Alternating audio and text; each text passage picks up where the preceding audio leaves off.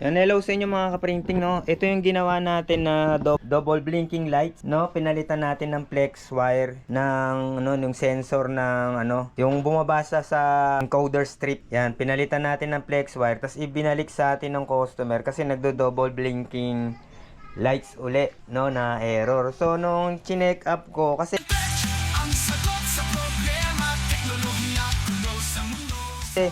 Pag sira yung wire na yon o kaya itong ano yung bumabasa dun sa ano encoder strip o kaya sira yung encoder strip, parang meron kang maririnig na humahampas na head, no, yung pag on mo pa lang. So dito naman wala, babasang ganun yung head, tapos tsaka siya mag double blinking lights, tapos meron kang maririnig na parang ginagrind. So nung tinanggal ko tong cover, chinek ko, ayun nga, may nakita nga akong ano, ayan, obstruction dito sa feeder, kaya parang may ginagrind. So sana walang nasira siyang ano na gear.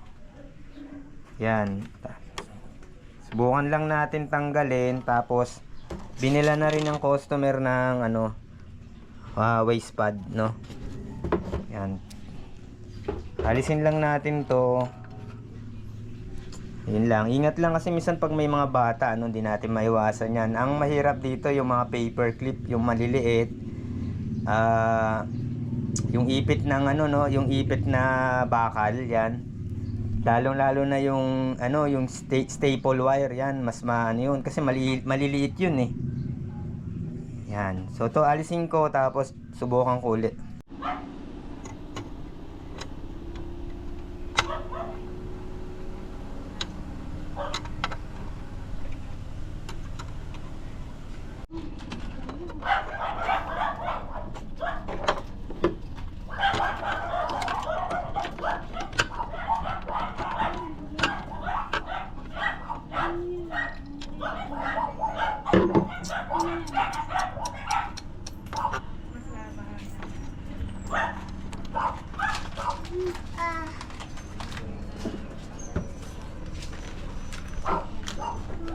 Yan, so mga kaprinting, ito yung nakuha ko, no. Parang ito yung nilalagay sa green board, no, yung cork board ba yun. Ayan, siguro umano dun sa feeder, umipit hanggang sa na-stuck. Yan, kaya nag-double blinking lights. Wag lang sanang may sirain siyang ibang parts dun sa feeder. So yun lang, no, ang mas lalong lumala. Kaya ito lang payo ko sa inyo mga kaprinting, no, lalo na yung mga napapadaan lang dito sa channel ko. Iwasan nating maglagay ng barya, paper clip, yung pin nga tulad nito. Yan, mag-iwas tayo niyan. Tapos iwas din nating ilagay yan sa ano, sa ilalim nung corkboard, no. Kasi pag nalaglag to, yan, nalaglag yan at umipit yan dyan, sira yung printer nyo. Yan, lalo na kung bago pa. Then iwasan din mag stapler sa ibabaw ng printer, lalo na yung nagtatanggal ng stapler, yan. Kasi maliit lang yan, pag yan sumingit yan dyan, pwedeng makasira ng gear, o kaya yan, mag short, lalo na yan kasi metal lang, ano eh, metal ang stapler, kahit yung paper clip. Yan, ito lang dati yung problema eh. Ayan yung pinalitan ko. Ngayon mas lumala pa. Mas lumala yung problema. Ito na lang ilalagay sana nung ano na yon. Ayan, susubukan ko kung kaya ko tong transfer dito. Kaya lang medyo pangit na kasing condition nito eh. Sana ilalagay ko na lang yung printer head tsaka yung motherboard dito. Ililipat na lang, no, para hindi na ako magbaklas. Kaya lang meron pa naman isa, sira na rin na to. Wala na rin to, sira na rin. Sira na rin yung feeder, no? Yun lang, subukan ko to, no, kasi wala na eh. May nabali na kasi na dito eh, oh. Bali na to, oh. May nabali na dito eh. May nabali na dito.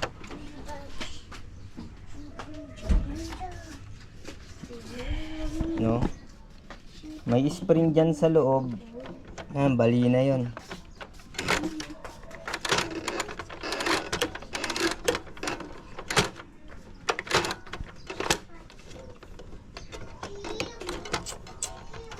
Nawala na rin siguro yan sa timing.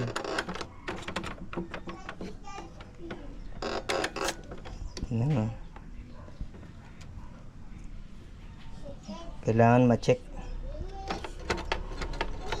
Yan. So yun lang mga printing, no, payo ko lang, no. Iwasan natin yung ano, yung sinabi ko kanina, lalo na sa mga estudyante, no, mga teacher diyan, no. So yan ang ginawa natin, no.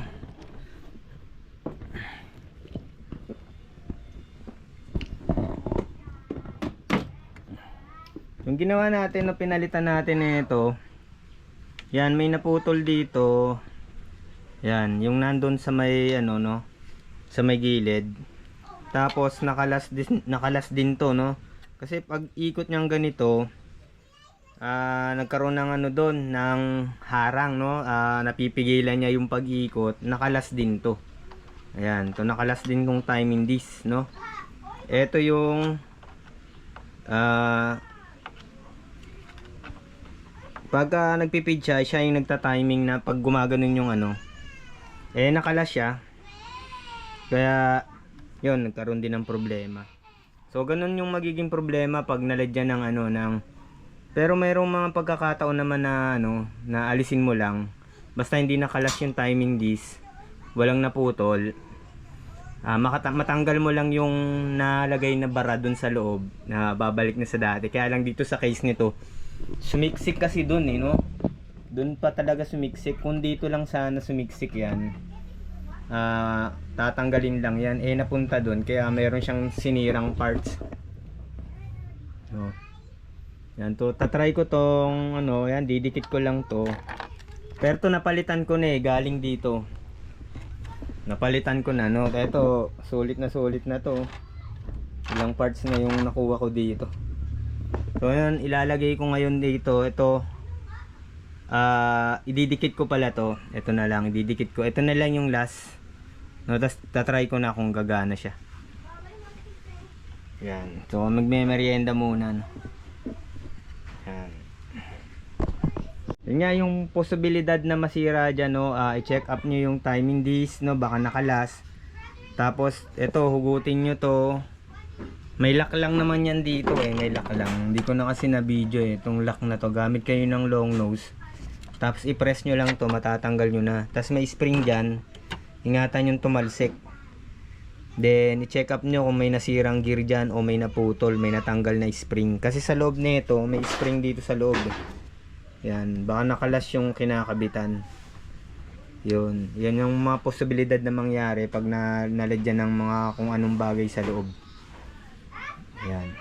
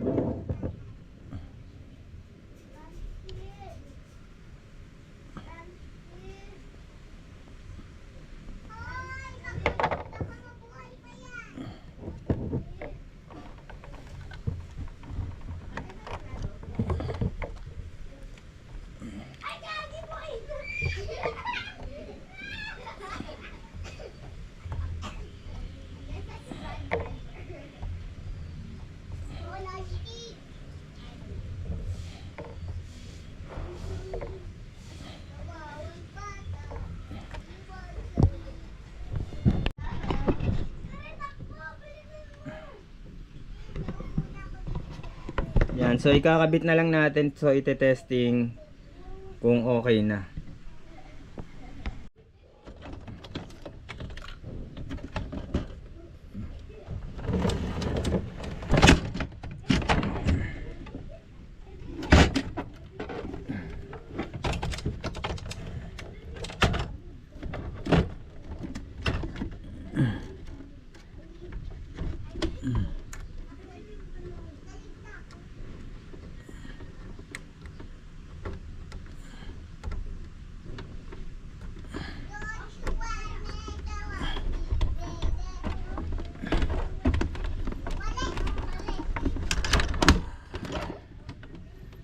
Yeah.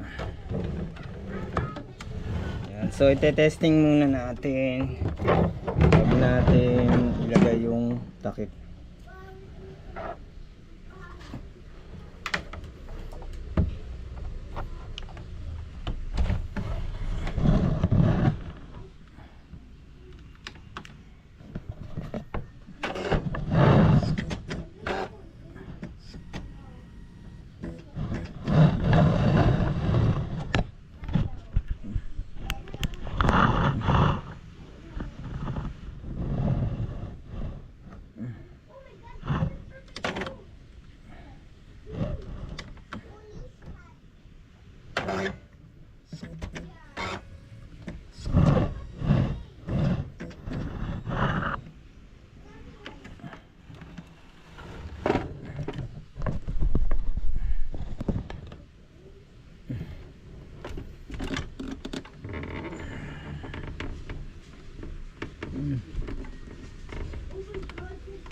So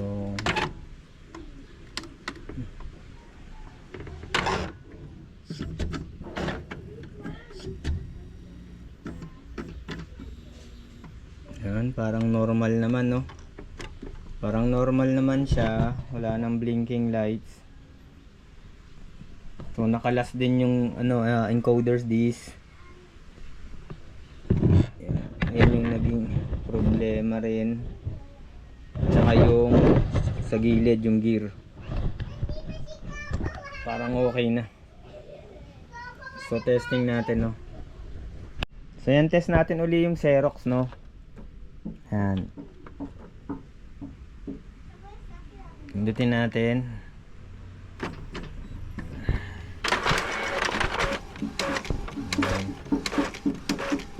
Nagpiprint na uli.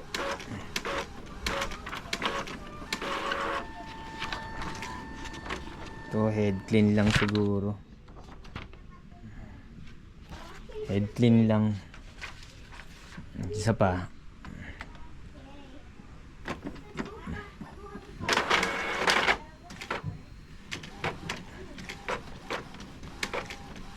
Yan.